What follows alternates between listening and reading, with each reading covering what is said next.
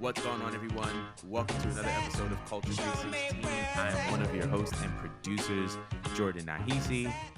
Joined to you by your co-host Cody Braxton. How are Jesus you? Christ. How are we, people? And if you were on Twitter, you know why this name is this name, and I'm not even going to go further in depth into it. But once again, thank you guys so much for those of you who are tuning in, thank you guys for the support. If you know the drill. If you're watching on YouTube or on Facebook or any other visual platform, be sure to like, comment, and subscribe. If you're listening via Apple Podcasts or Spotify Podcasts, be sure to give this a 5 stars. Also subscribe as well. This is how we gain the support and we are able to progress and do the things that we do because of you guys. So thank you guys for that once again. Also, second thing, the Discord link is now live and it is now working. The last time we tried to do it, I think it just like the link expired. But yeah, continue to join our Discord. We're going to be continuing to build community and we love talking to you guys as well. If you guys are interested in being on the show, there's also a Google Forms list for Culture Connections in the bio as well. So if you want to get on the show and speak your piece, you're more than able to do so. And we'll be looking over all the potential applicants, I guess you could say. I feel like a college admissions person, but Right, yeah, yeah. That was all the potential nasty. applicants. Yeah, that was disgusting. But if you're interested in being on the show, hit that Google link, hit that Google Forms link beneath, and let us know what you think. But this show is very very clearly about one thing and one thing only, and that is this Sunday AEW All In live from London, largest professional wrestling gate in the history of professional wrestling events. So we're not even gonna waste any more time. We're gonna get right into these predictions. So we're going to start with the buy-in match, which is for the Ring of Honor World Tag Team Championships. We have Aussie Open versus MJF and Adam Cole. Who do you have in this match? It'd be cool if they gave it to Adam Cole and MJF because then you could really extend this thing going on with them. But I feel like just because it's AEW, they're not going to let them win. They're gonna probably make that like the dig into them turning on each other potentially. I mean, we Yeah. already knew off of like the whole belt situation with Adam looking at the bell and then MJF like taking note to that. And then this now he's rubbing to his face, I'm better than you, I'm gonna beat you, I'm gonna beat you.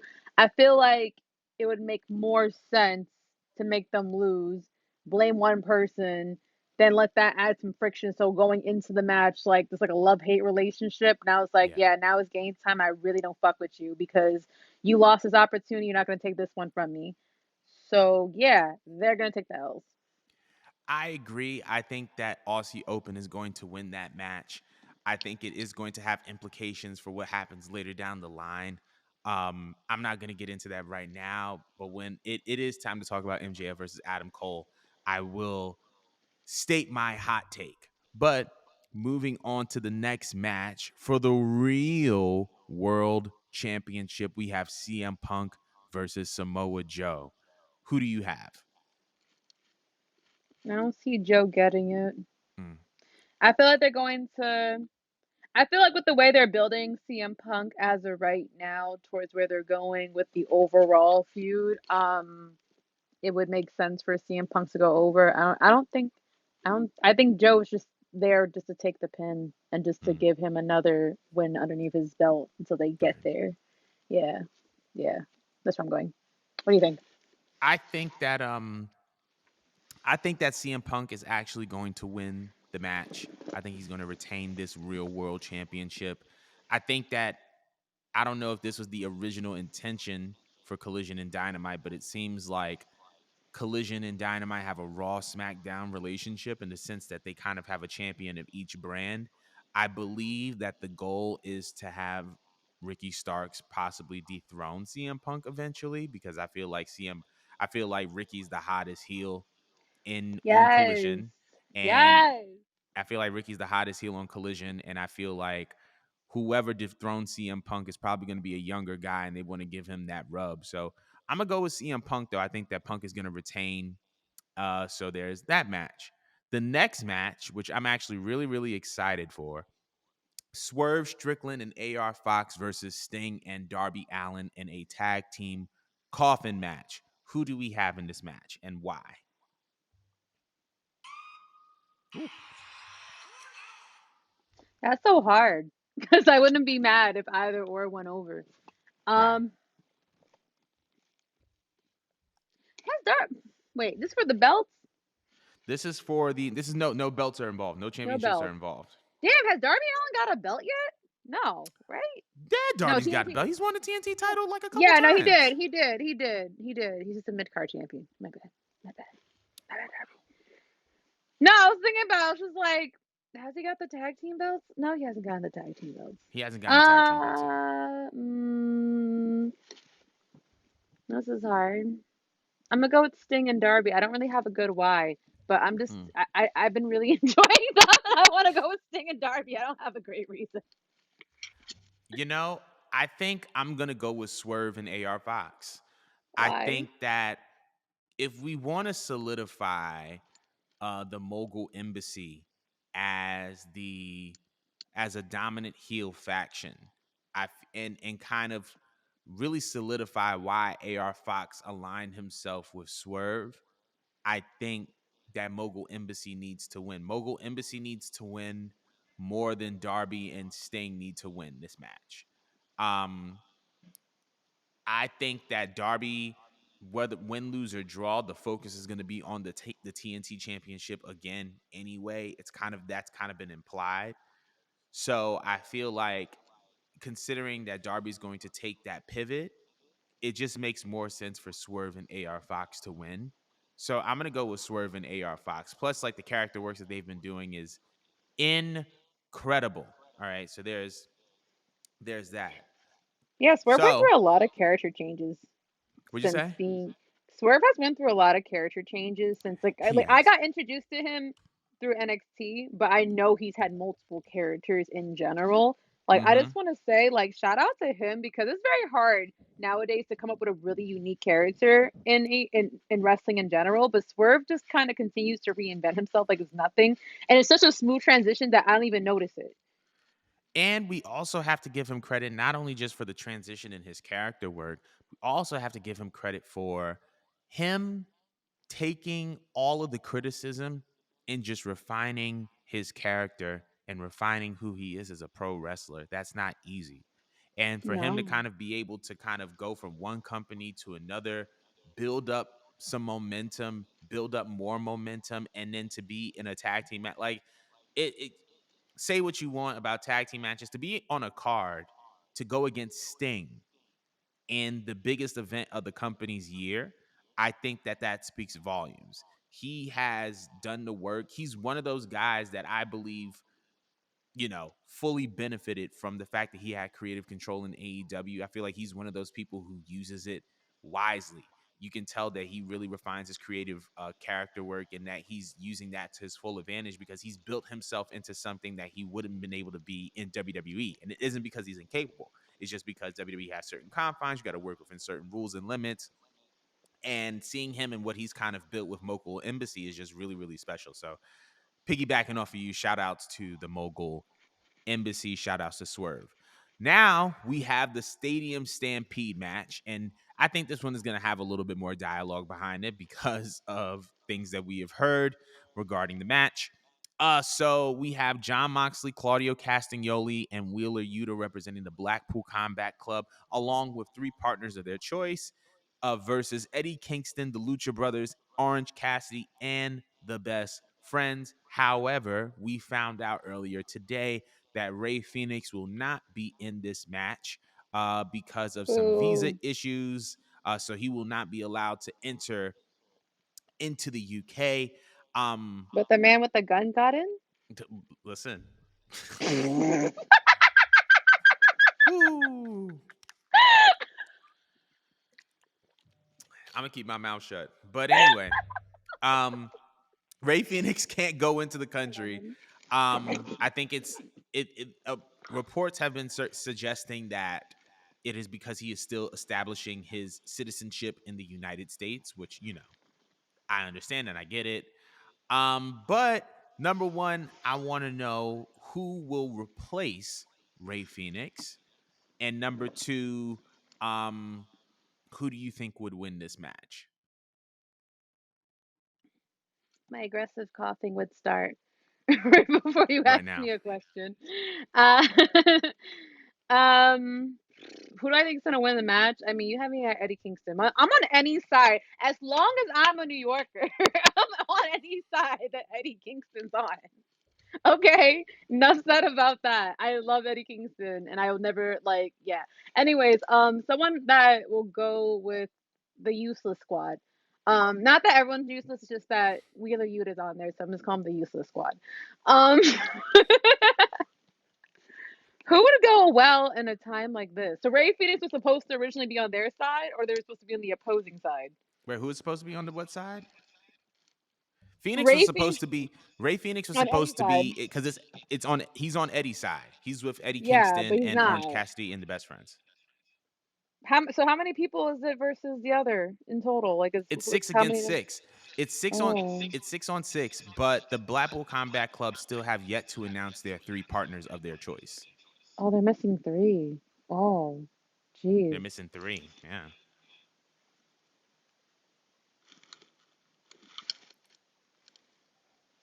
For a Stampede match, I don't. No, the Elite's already doing something, aren't they? No, you can't bring them. I Yeah. don't know. I actually don't know who you would fill in for three spaces to go with them because I don't know who. To me personally, I don't think many people work well with them. So I can't. Hmm. I can't think off the top of my head three people that would go well with them. What do you think? I do. I do. Oh, Proud and Powerful and Daniel Garcia. they're they're a unit again. Well, Proud and Powerful was just relisted as a tag team on the AEW website. They haven't been public yet, but it's assumed that they are back together as a tag team. Wait, that's Obviously, T. yeah. And That's tea. Considering that Ortiz loved being a tag team, embraced being a tag team, wanted it to grow as a tag team, but Santino wanted to have his own the like solo, yeah. independent, like Bret Hart like run. That's actually that's interesting and it makes me happy because not for nothing, they were the first tag team, if not private party, that I wanted to see with those tag belts. Right. Like they deserved it early on. Like they definitely could have put some respect on the tag team division. Not that it's not any good, but they definitely could have made the tag team division watchable for people who don't care for tag team wrestling because they're full of personality, but they've been doing this tag team shit for a while. So you know Mm, what? I like that answer a lot. I actually hope it's them, and I hope that afterwards they'll bridge out and actually like go for the belts and Tony don't play about them this time. But mm. you said Proud and Powerful, and who else? And Daniel Garcia Daniel because Garcia.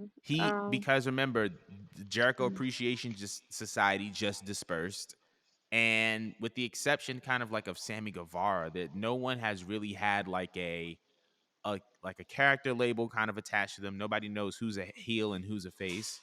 So like everybody's kind of like starting on a blank slate, if you will. Um, so I feel like if you wanted to establish Daniel Garcia as being like an aggressive heel again, like a pro wrestler heel, which I feel like he specializes in. Um, While I he's in AEW, before AEW, like where'd you get that I stuff think from? I mean when he was in AEW, I mean like there were times where like for example when he walked out for his pure championship, his Ring of Honor pure championship match in Buffalo, and he came out, I think West Side Gun was like rapping his theme song or something like that. Like that's like that aggressive Daniel Garcia that I feel like they would probably want to reintroduce to the world. And if they want to go aggressive again, I feel like him being in this match would be a really good idea. Him along with Proud and Powerful. Also, it adds a little element to the story considering Eddie Kingston and Proud and Powerful were once a unit, right? They were LAX and they were cool in I AEW forgot and about that. and Oh they my had like God, a they have nice a little Puerto unit Rican in off. AEW before they kind of dispersed and went about their separate ways. So I like that storytelling, and your brain is amazing. I Pause. have a great I was Um, about to say yeah. But Daniel Garcia, I never experienced him the way everyone else experienced him. So to me, I always feel like he's being just stuck together with something else. mm, So I asked that just because I didn't know if the man actually had a personality or is he like a sponge and he needs to absorb something Right. and bounce off. But I like that very much because that's a lot of stories to be told. But I'll definitely be paying attention to the LAX storyline. Hmm. That's exciting. But what do you think that this Stadium Stampede is going to exceed the very first one we saw? 'Cause I feel like that kind of just like set the bar. It set the bar, and there was also a story attached. Like I feel like the inner circle versus the elite was a well developed story going into Stadium Stampede. I also feel like one of the reasons why Stadium Stampede was so crazy was because of COVID, right? Because they had an entire NFL field to themselves where they can just kind of experiment and play and explore and do things that you probably couldn't do in a full arena match. Like this man Hangman Adam Page did a freaking 100-yard dash to hit a lariat. Like bro I ran remember the that. length Do you of a football field to and hit you a remember the lariat. suplexes? Like he just kept suplexing across the Yes, field. just throughout the duration of just all Like there's throughout the wrestling football going on. field. You just suplexing. And he just kept going. But like you can't do that like in this thing. Nigga So came I on don't a think, horse. There was a bro. bar involved. Someone got thrown into a freezer. Oh They were my god. exactly there. It was so chaotic, but part of the reason why it was so chaotic is because due to COVID, they had that entire stadium to themselves. So I'm very, very eager to see how this is going to play out in a full stadium of 80,000 people. Like it's going to be a lot to keep up with. So I'm very eager to see what happens. It must be Um, really cool looking down at a stadium stampede yeah, it and it like should be. But wait, so who do you have though in the match though? Who do you have in this match? any side that Eddie's on. Eddie, any side Eddie's on, I'm gonna go. Side I'm that gonna I'm Eddie's gonna on. I'm gonna agree with you. So we're gonna move to so yeah, Eddie Kingston's team. We're gonna move on to the next match, which is Chris Jericho versus Will Ospreay. I'm very eager to see this match. I think this is gonna be a great moment for Will Ospreay. I'm gonna go for the winner of this match. I'm gonna go with Will Ospreay. Who do you have? I'm gonna go with Will Ospreay, but I can't say I'm excited for the match. I'm not saying I don't want to see the match, but it's just that like Chris Jericho wrestles pretty slow and Mm-hmm. wrestles his age is the best way to put it. And like Mm-hmm. Will Ospreay, I'm used to seeing him like springing around, flipping, going lightning speed. So it's going to be quite a pace change, and I don't know how that's going to translate. Yeah. It's probably still going to be a good match, and I'm otherwise really happy for Jericho and Will Ospreay because I mean that's big. That is huge, and That I feel is. like Chris Jericho, as much as maybe I'm not excited to see how their ring chemistry is going to be, Chris Jericho was like the forefront for AEW during a really tough time, Yeah. and he set the bar for that AEW World Championship, and to me came off like the face of the AEW division. So I kind of feel like it's rightfully so that in the largest stadium sold out that you give this opportunity to Jericho to work with a star like Osprey. I mean, I think it's like never before seen, right? They never wrestled before, right? Yeah. I don't think they have. I think this is the first time. Yeah, so I think it's probably gonna be fun. Maybe it's not gonna be like the best wrestling match I ever seen, but it probably is going to be fun just because I know that Will and Jericho have a personality. So maybe if I'm not paying attention to like how technical the wrestling is and all these extra flips and tricks, maybe the psychology is just gonna sell me in. But with that being said, I'm gonna go with Will Ospreay for the winner. I'm gonna go with like, I think I said Will Ospreay earlier, so Yes, I'm you gonna- I'm did. gonna stick with that. I'm gonna go with Will Ospreay as well.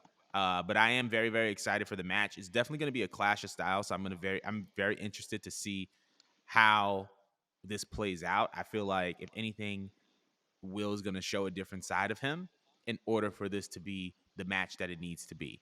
So, but moving on from that, we got the Golden Elite, Kenny Omega, Hangman Adam Page, and Kota Ibushi versus Jay White, Juice Robinson, and Konosuke Takeshita. Who do we have winning this match? I can't cheat on my husband, so Ibushi. As much as cause I want to say Jay White, cause I love Jay White and I love everything he's done so far, and I love him and Juice Robinson as a duo. They're so chaotic together in like this just the most funnest way. They're like two bros, and I They love are. that. I love it. Um, but Yeah, I gotta be loyal to my man. I gotta be loyal to my man. So we gotta go to Thank you to Ibushi. you. Thank you to my man. Thank you to my man. I'm weak. Go ahead. But I have Jay White, Juice Robinson, and Konosuke Takeshita. And the reason why I say that is because I feel like Bullet Club Gold needs a breakout win. Huh? Nothing. I'm No. just talking shit. I was about to be like, what are you saying, nigga? Um, Um, I feel like Bullet Club Gold just needs a breakout win that's going to solidify them and put them at the top of the card, right? I feel like they have kind of made Collision their home. And I feel like if you want to create Collision as a separate brand, you need to have faces that are very, very unique to that brand. You have Punk, you have Ricky Starks, but I feel like you need a faction that's going to kind of solidify that. And they've been creeping up there. Like obviously the Guns had a match with the Bucks in the main event of Collision not too long ago. But I feel like Jay White and Juice Robinson need a win over the Elite in order to kind of solidify themselves on Collision as like we're the top dogs around here. And hopefully that can lead to opportunities for guys like Jay White and Juice Robinson. I would love to see both of them go after singles titles. For me personally, I would love to see Jay White go after the real world title. Him against Punk would be great. I feel like Juice Robinson should go after the TNT championship. That would be great. But I feel like a good stepping stone for that would be this win. So that's the reason why I'm going to go with Jay White, Juice Robinson, and Takashita. I could tolerate it, but Ibushi better not eat the pin or I'm raising hell. I want to see that. I want to see you raising hell. I live for I will chaotic raise Mo. hell in the spaces, okay? But My man better not eat nothing that's a with me. pause. But Because mm, that's a pause. Moving on to the next match, we have Sheeta versus Saraya versus Tony Storm versus Dr. Britt Baker, ZMZ, for the AEW Women's World Championship. Who do we wait, have in this match and why? wait, give me the names all over again. That was Uh, the big stuff. Sheeta, Sheeta, ooh, Saraya, Bay. Tony Storm, Mm, and Britt Baker. mm. So the ops versus Sheeta. Exactly. Yeah, like literally, it's the ops versus Sheeta. Um, I'm gonna still go with Sheeta.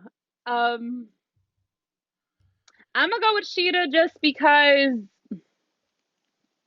I don't see any value in you putting it on Tony. I feel like she gave me a whole bunch of nothing with Mm, the belt. Although she did try with her character. I kind of like this like drugged out cigarette mom ego she kind of has going on. That's what I yeah. get out of her. That's what she kind of reminds me of. Britt Baker, if she got it, I don't think that many people would be mad, but it's just like, why would you give it to her if she'd have just got it?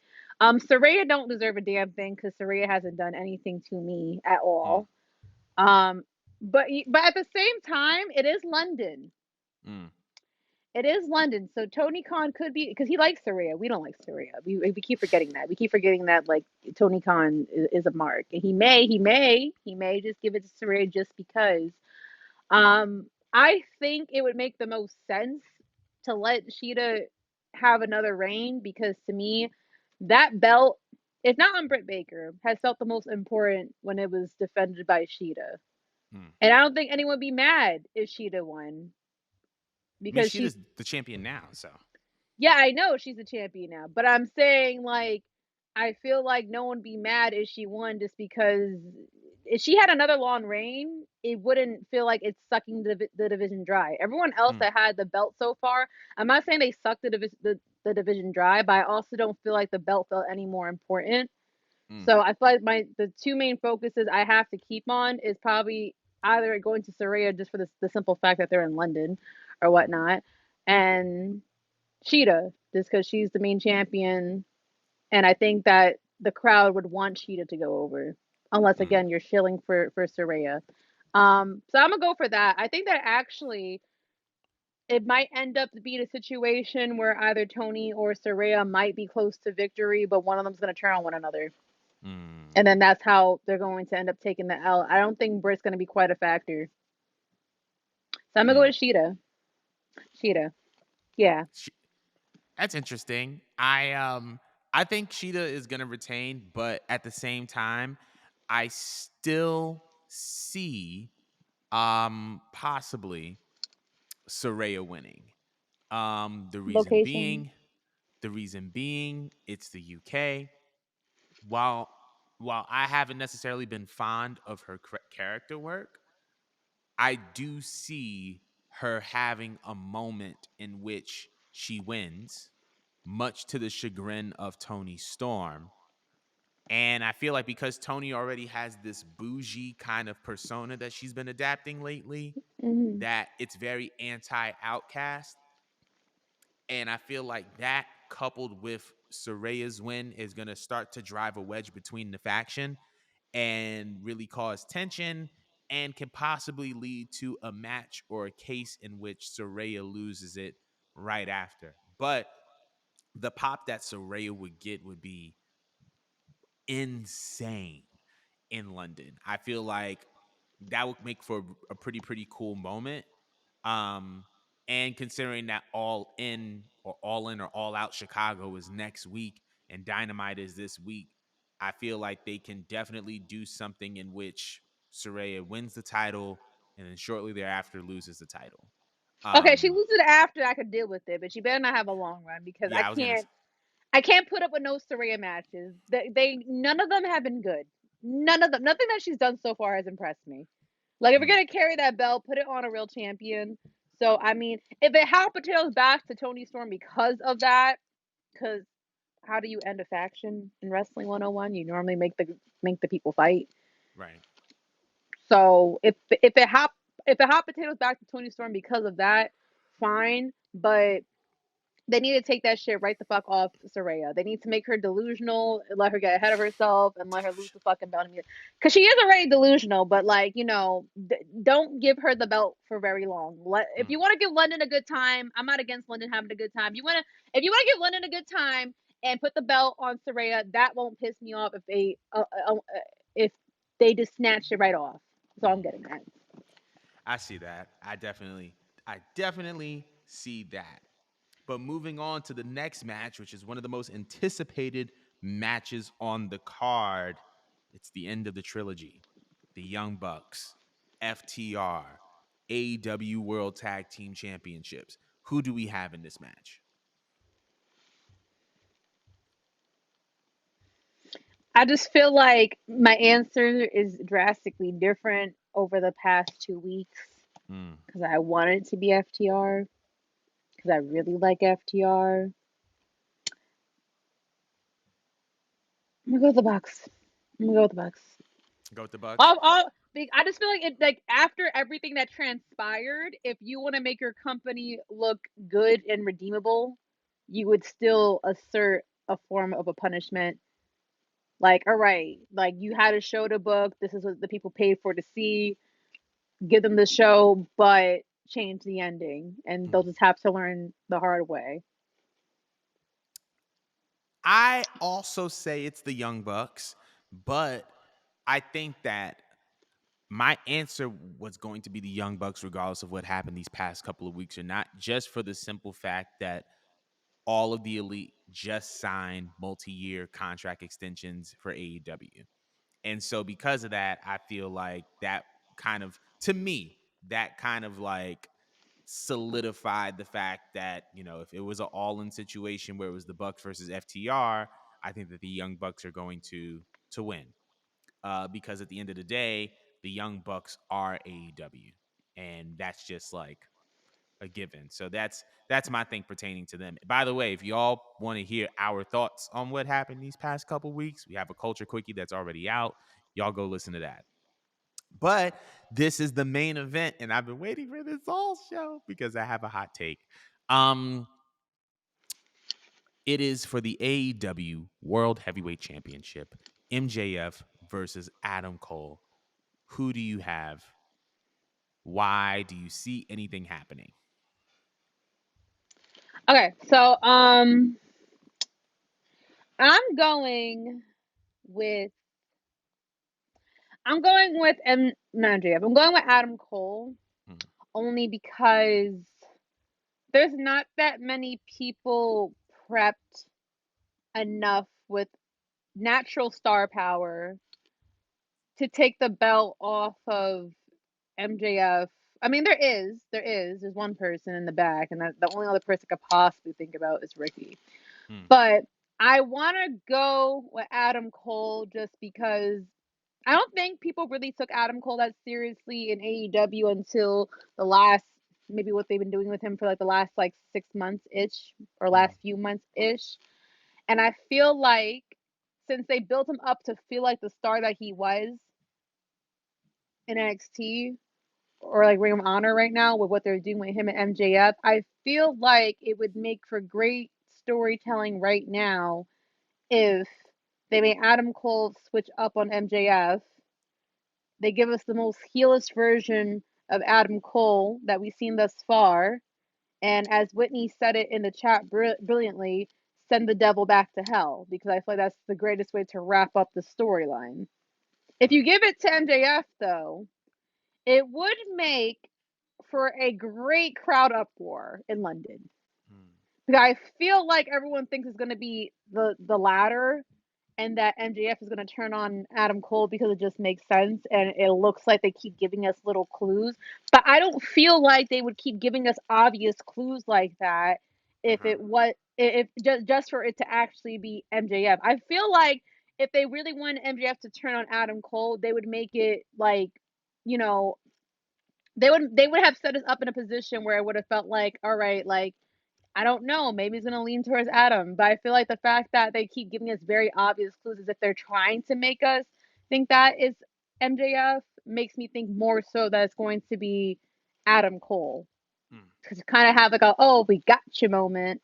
So I think that it's gonna be I think it's gonna be Adam, but I have a strong feeling what your hot take is going to be, and it's gonna probably be the opposite. So I want to hear what you got to say. So boom. I think that Adam Cole is going to win. I think that he's going to turn on MJF.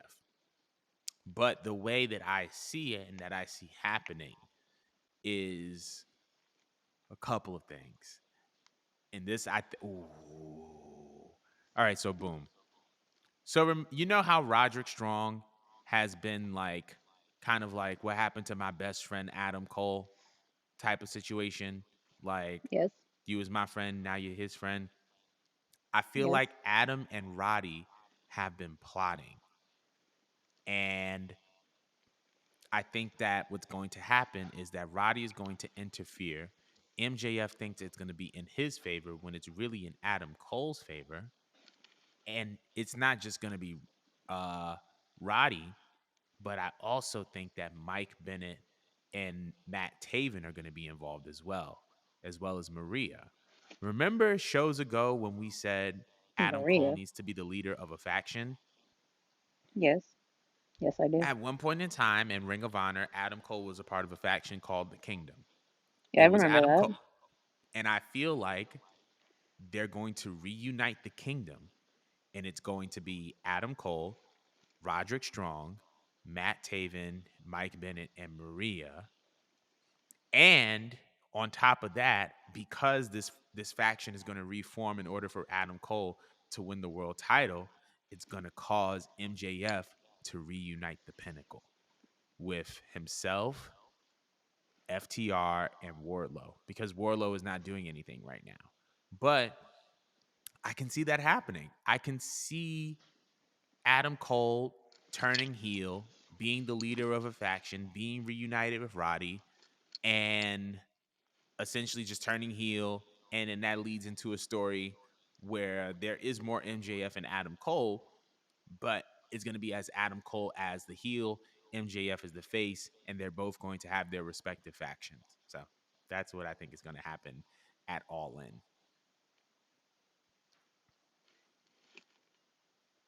Now, where does Ricky come into this later down the line? So remember, Ricky is on Collision, right? Ricky's on Collision, and it seems as if the belt that Punk holds, the real world championship, is the championship that's going to be exclusive to Collision. So I feel like Ricky and Punk are going to have their own thing for the belt. I mean, they've had a feud, but I feel like Ricky's going to chase that belt. He's not going to chase the AEW world.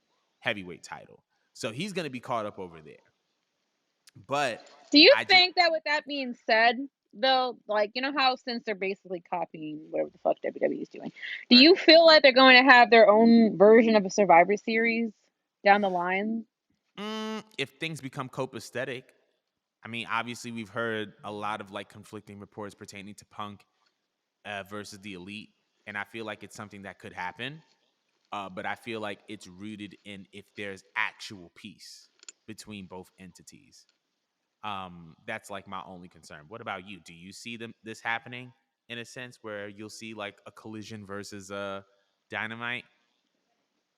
Yeah, honestly, and I feel like it would put a lot of asses in seats. However, the only thing is that like Dynamite and Collision are two drastically different shows. Like I feel like when I watch Dynamite, it reminds me of me watching WWE, and then I feel Mm, like when I watch Collision, it does feel like the type of AEW that they were trying to give us to begin with.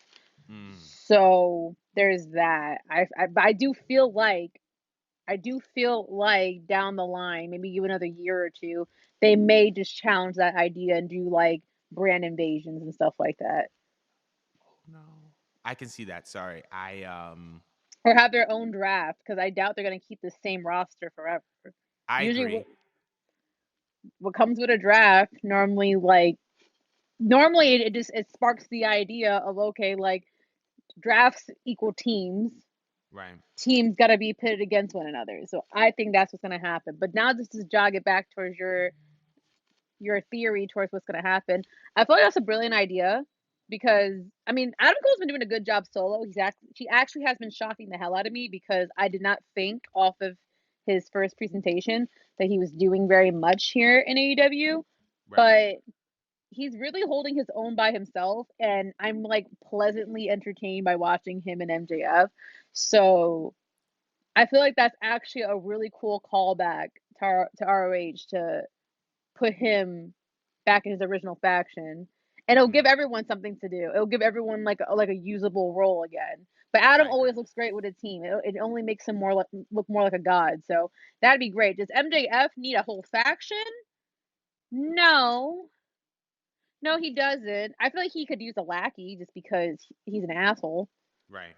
And every asshole usually has someone that idolizes them just a little bit. I could see him having a lackey that he's talking shit to and treating like an assistant or a servant or something like that. But to see a whole faction, that'd be interesting. I'm not saying he can't do it. He definitely can.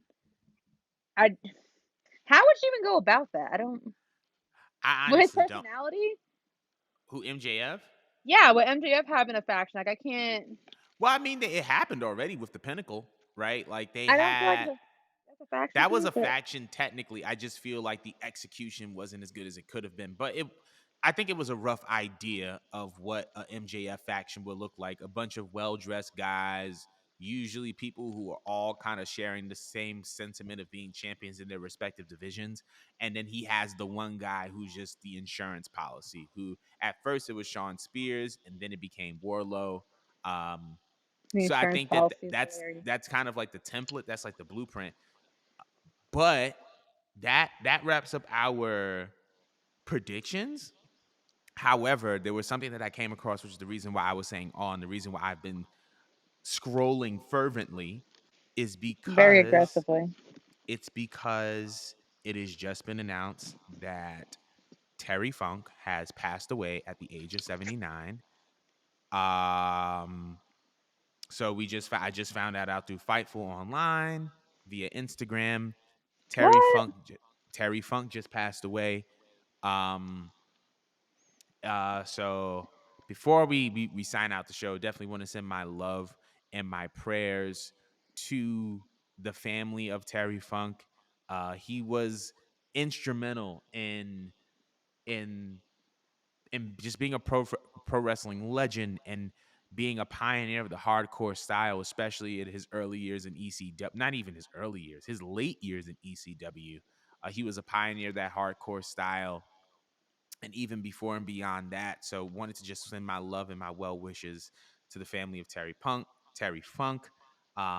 Rest in peace, Terry Funk. Um, Dude, no Thank you for fucking everything that way. you've contributed to the industry. But I think we're gonna wrap up the show on that. So first things first, y'all. You know what the drill is. Meet us in our our 316 space for All in London this Sunday. I believe the show starts at 12, so 11:45 Eastern Standard Time. We'll be gathering into that space. So be sure to meet us there. We can't wait to kick it with y'all. It's gonna be great. Very much looking forward to the show. But thank you guys so much for joining us, and we look forward to seeing you on Sunday. Have a good one, y'all. Bye, bye, bye, bye, bye, bye, bye, bye, bye.